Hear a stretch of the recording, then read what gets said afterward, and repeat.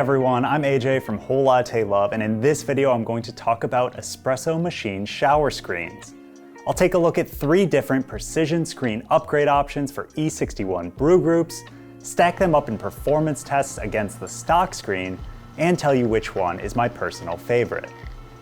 The options I'll be looking at today in order of their current price from least to most expensive are the Profitec stock screen that came on my Pro 700 here, the BIT E61 shower screen, the IMS Nanotech shower screen, and lastly the DVG Matrix E61 shower screen. Note that all 3 non-stock options, while sold by different brands, are produced in collaboration with and manufactured by IMS. Before diving into testing, let's take a look at each option up close. On the stock screen, a mesh surface covers the front, and the back has a pattern of larger circular holes. Because the holes and mesh overlap, you're left with a lot of variance in the size and shape of the water pathways. Sometimes a full diamond-shaped opening, sometimes just a tiny corner of that shape. Compare that to the BIT and IMS screens, where all of the holes are cut from a solid face and supported by a thicker layer with larger holes in the back. This design provides reinforced strength while also giving you consistently sized and shaped holes. Note that on the BIT screen, the clusters of holes get smaller as they get closer to the center of the screen, while the IMS uses the same sizes throughout. The IMS screen also has a colorful sheen to it due to the nanotech coating. It's kind of a non-stick solution designed to prevent corrosion and make cleanup easier. Last up is the DVG Matrix shower screen, which is quite a bit different from the rest. Rather than having a few hundred distinct holes punched in a circular pattern, the steel is sintered into 50 layers of microspheres designed to create tens of thousands of routes for water to run through the coffee grounds. Here's the front of the Matrix screen, and the back. Backlighting this one shows just how dense the sintered material is, as light can't even pass through it. The first test I performed was water dispersion.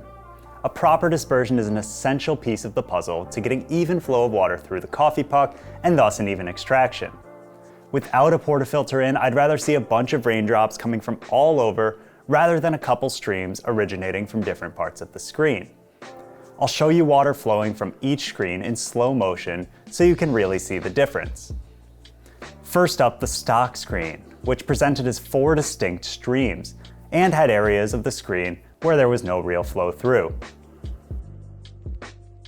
Next, the BIT.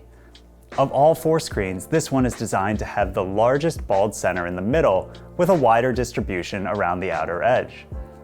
This is reflected in the footage, which is definitely more rain-like than the stock screen. However, there were still a couple clusters where water droplets stayed in place rather than dripping down. Next, the IMS Nanotech screen. To me, this one looked the best of the bunch with nice even rainfall across the whole surface. Last was the DVG Matrix. While the streams more resemble the stock screen than the BIT or IMS, I have a feeling during an actual extraction, things may play out differently.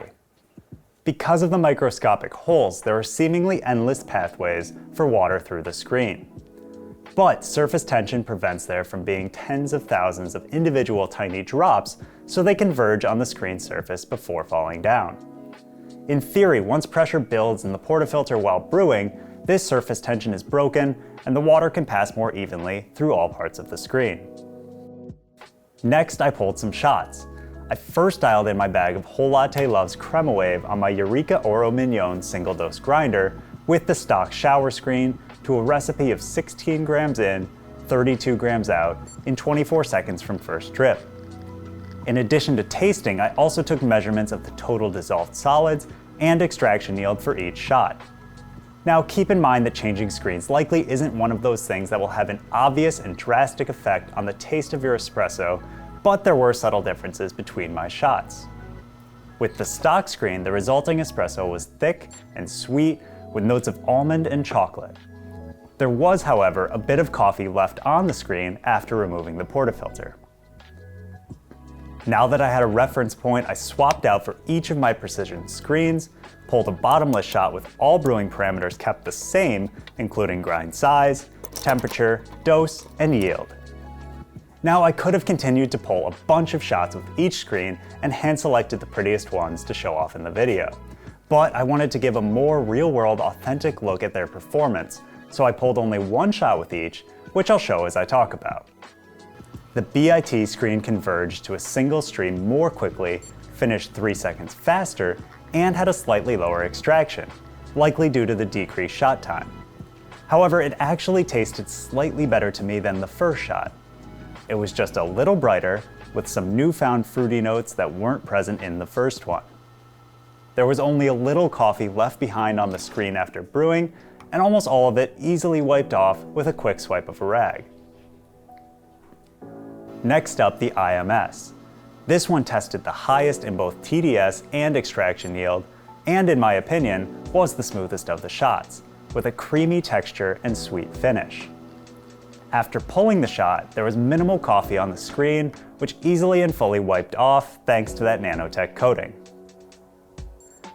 Lastly, the matrix screen. One of the claims is that as the pressurized water travels through the microscopic holes, some of the oxygen is converted into carbon dioxide, leading to a thicker crema, fuller body, and lower acidity.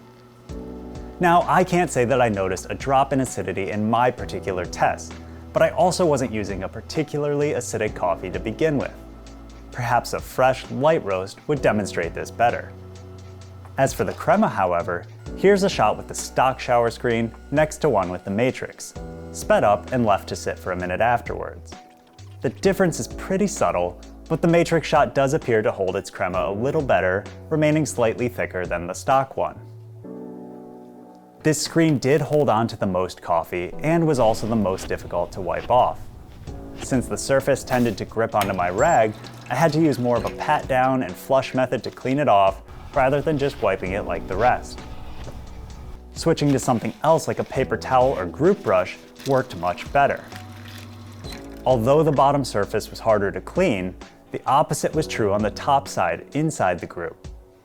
Unlike the other screens, the matrix is so dense that it doesn't allow coffee to be sucked back up into the group when the solenoid valve activates after brewing a shot. Normal screens have to be periodically removed and soaked to clean off coffee oil buildup above the screen, but I didn't find that to be the case with the matrix. For some people, the few extra seconds of cleaning after each shot is well worth having one less maintenance item to worry about regularly performing. Here are all 4 of those shots side by side. In summary, I think each screen has its place. For the casual home barista trying to save a few bucks on upgrades, you'll get by just fine with the stock screen. The BIT would allow you to grind finer to get the same flow through the puck, opening up the possibility of higher extractions and deeper flavors. In my test, the IMS had the cleanest water dispersion, highest extraction numbers, smoothest taste, and easiest cleanup, which for me puts it at the top of my list. The matrix is a bit of a wild card here. It's certainly unconventional, but was fun to play around with. It did provide a slightly thicker body and more crema than the stock screen, and I think the claim of reducing acidity is worth exploring further, especially if you're into light roasts. If you have any questions about these screens or anything coffee, leave a comment below and I'll get back to you. And until next time, please be sure to like, subscribe to the channel by clicking the button right here, and come back for more of the best on everything coffee, brought to you by Whole Latte Love.